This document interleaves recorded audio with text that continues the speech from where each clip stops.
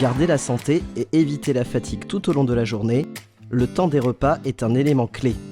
À tout âge, ces moments associent bien-être, convivialité et plaisir.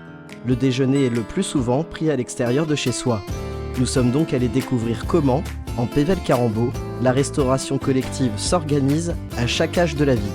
Nous commencerons cet état des lieux avec les tout-petits à la microcrèche de Capelle-en-Pévèle.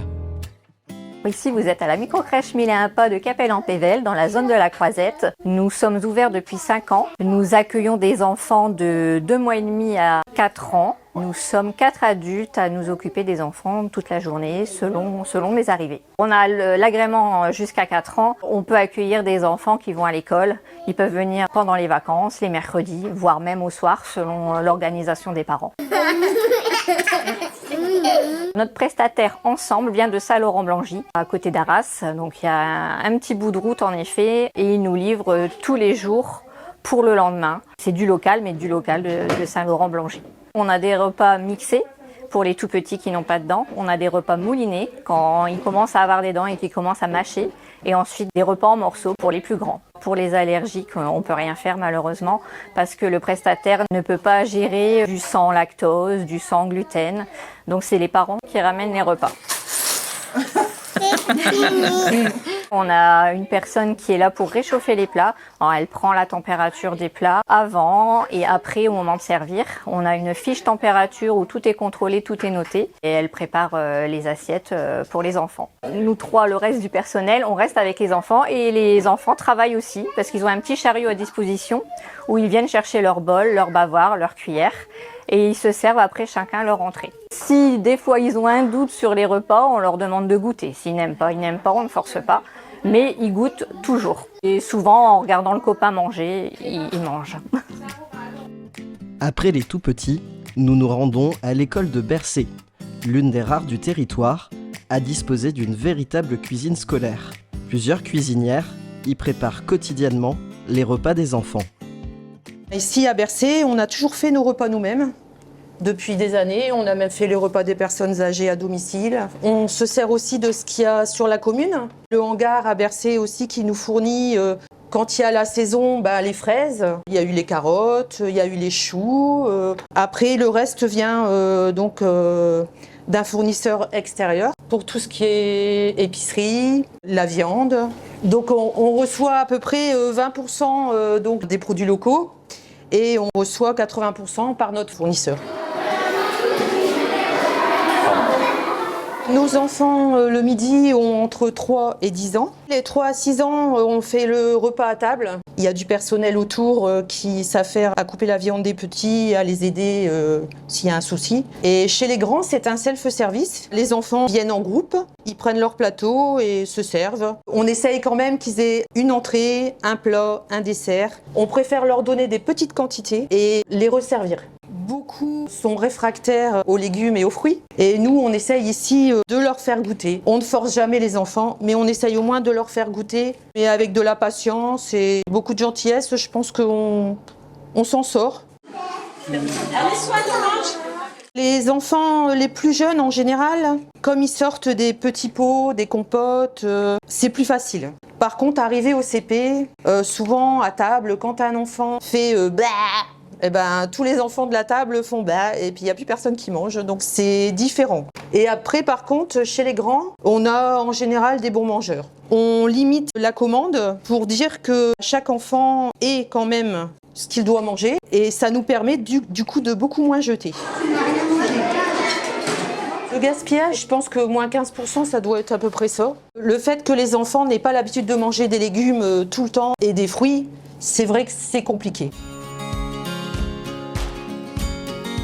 À Genêt, au lycée Charlotte-Perriand, ce sont plus d'1 millier de personnes qui déjeunent chaque jour. Pour les adolescents, ce temps de repas partagé entre amis révèle des pratiques alimentaires plus protéiformes que chez les plus jeunes. La cuisine de ce lycée est particulièrement réputée et bénéficie de plusieurs labels de qualité alimentaire. Nous avons participé au niveau des Hauts-de-France au manger local. C'est pour cela que nous avons 2 étoiles gravées sur toutes nos vestes. C'est du travail parce qu'il faut trouver les fournisseurs locaux, les fournisseurs bio, tout en sachant que le prix du repas, lui, n'a pas augmenté depuis 5 ans au moins. On fait à peu près 1000-1100 couverts. Ça nous permet d'avoir des prix beaucoup plus compétitifs par rapport au volume de commandes que nous avons avec nos fournisseurs. On arrive quand même à pouvoir gérer le budget sans devoir augmenter le prix du repas. L'avantage, c'est qu'ils ont un multi-choix. Déjà, ils passent, ils ont soit un fromage, soit un yaourt, chose qu'il n'y avait pas avant. Après, ils ont soit une pâtisserie, soit un fruit, soit entrée chaude qui se trouve là-bas, ou soit entrée froide. À volonté, c'est un choix. Et après, ils ont minimum 2 viandes différentes, un poisson, végétarien et 2 féculents au choix.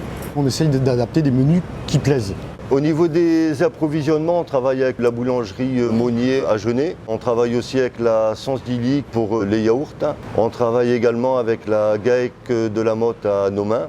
En produits Hauts-de-France, on est à peu près à 50-60% de produits en local, inclut également les produits bio pour parvenir à la loi Egalim. Pour dire qu'on mange bien au lycée Charlotte Perriand à Genève, il y a quelques années, une friterie s'était ouverte au bout du parking. Malheureusement, ils n'ont pas résisté par rapport au plat que nous proposions aux gamins, rapport qualité-prix également.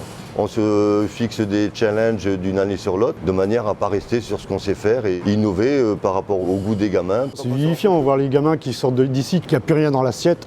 C'est clair que ça leur plaît, quoi. Un service de restauration collective dépend directement de la communauté de communes Pével-Carambou. Il s'agit du portage de repas pour nos seniors et personnes en situation de handicap. Ce service est particulièrement stratégique car en plus de permettre aux plus âgés de se nourrir, il contribue également à allonger le temps de vie à son propre domicile. Le portage de repas à domicile, c'est le maintien, notamment de nos seniors à leur domicile. Vous le savez comme moi, ils souhaitent vraiment rester dans leur maison, dans leur appartement. Donc ce portage permet pour une personne, qu'elle soit alitée ou pas, de recevoir un repas très complet. C'est-à-dire un repas classique ou un repas avec soit moins de graisse, moins de sucre, moins de sel. Ce repas étant complet, il manque toutefois le pain, parce que les personnes qui sont autonomes continuent d'aller chercher le pain à la boulangerie, et donc ça permet, une petite activité physique qu'on souhaite que nos usagers, et notamment nos seniors, continuent de faire, et puis on est aussi un échange au niveau de la population, parce que vous voyez la boulangère, vous voyez des voisins, et donc vous parlez. Donc il y a un côté très sociable, tout en ayant un repas très complet à sa maison. Nous avons 600 foyers. Pourquoi 600 foyers et pas 600 usagers? Tout simplement parce que dans un foyer, en effet, on peut être seul, on peut être à 2. Donc, ce qui fait que nous portons à peu près 123 000 repas an. C'est un service qui est apprécié de nos usagers et surtout nos agents sont très appréciés. Et ça aussi, c'est pas anodin. L'échange qui peut se produire entre l'usager et l'agent est important. C'est un temps de convivialité. Ce sont des agents de convivialité. Certains seniors, au fil des mois, des années, on s'aperçoit qu'ils sont un peu dénutris. Donc ça aussi, c'est important, d'où la qualité du repas, avec des produits locaux et de proximité. Je prends l'exemple de la carotte vient souvent de Coutiche. Enfin, vous voyez, on prend vraiment au maximum sur la Pével-Carambou, et bien entendu, des fois au-delà, parce qu'on ne peut pas s'approvisionner en totalité sur notre territoire, mais le but est vraiment de s'approvisionner au maximum. Nous avons pu visiter les cuisines où les repas sont confectionnés à quelques kilomètres seulement de notre territoire, dans la commune voisine de Seclin. Les paniers repas y sont préparés tous les jours.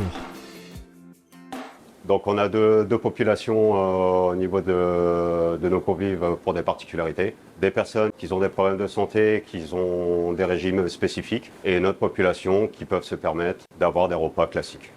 Donc là ici vous avez un plateau classique, donc avec un repas en 6 éléments, potage, entrée, le plat, le fromage, le fruit de saison et un beurre. Également pour les personnes qui ont au niveau de la déglutition, là ici. Donc là ils ont automatiquement un potage, une entrée en mixé, un plat en mixé, fromage fondu également et une compote. Au-delà des possibilités de restauration collective offertes aux plus jeunes et aux plus âgés, les adultes salariés déjeunent aussi fréquemment sur leur lieu de travail. La Pével-Carambou compte plus d'une centaine d'agents. Pour eux, comme pour la majorité des salariés du territoire, le temps du déjeuner s'organise différemment. Arnaud Autin, élu en charge du projet alimentaire de territoire, et Michel Dupont, élu au RH, dressent le bilan de la situation. Michel, peux-tu me dire où on se trouve précisément aujourd'hui ? À Arnaud, on se trouve effectivement à Templeuve. En 2014, il y avait 100 agents qui étaient ici, qui sont passés à 120 en 2022. Donc effectivement, l'ensemble de nos agents sont quelque part éparpillés dans notre territoire, dans notre beau territoire. Et donc il faut trouver des solutions. Et donc ces agents aujourd'hui, je m'interroge, où mangent-ils ? Ils mangent où ils peuvent, je dirais. Ma foi, dans des conditions un peu précaires. Je pense qu'à peu près 30% des agents mangent sur place. Alors sur place, ça peut être effectivement dans les petits locaux aménagés qui ne sont pas non plus adaptés à une restauration de qualité et permettent de manger, de se détendre en déjeunant. Parfois, certains mangent dans leur bureau. C'est vrai que les 2 années de crise qu'on vient de vivre n'ont pas forcément amélioré cette situation précaire. Donc voilà la situation, Arnaud. Le siège communautaire ACFA se dessine et je pense que tu es en charge d'un certain nombre de délégations, dont le plan alimentaire territorial. Alors est-ce que pour le personnel de Pévec Rambaud, tu penses que des pistes sont envisageables pour améliorer leurs conditions de restauration ? Nous travaillons sur une cuisine centrale par rapport au projet d'alimentation territoriale. Donc cette cuisine centrale, ça sera donc intéressant pour nos salariés, bien sûr. Ça sera intéressant aussi pour nos écoles et aussi pour le portage de repas à domicile de nos aînés. L'objectif, forcément, serait d'avoir des produits locaux dans cette cuisine centrale, destinés, encore une fois, à notre territoire. C'est une bonne nouvelle que tu nous annonces, Arnaud. Est-ce que tu peux nous dire quand on peut espérer trouver cette amélioration significative dont tu viens de parler ? On pense pouvoir mettre en place cette cuisine centrale, oui, sur 2025-2026. 2025-2026 permettra aussi finalement à nos agriculteurs et à nos maraîchers de notre territoire de se mettre en ordre de bataille pour pouvoir aussi demain alimenter cette cuisine centrale.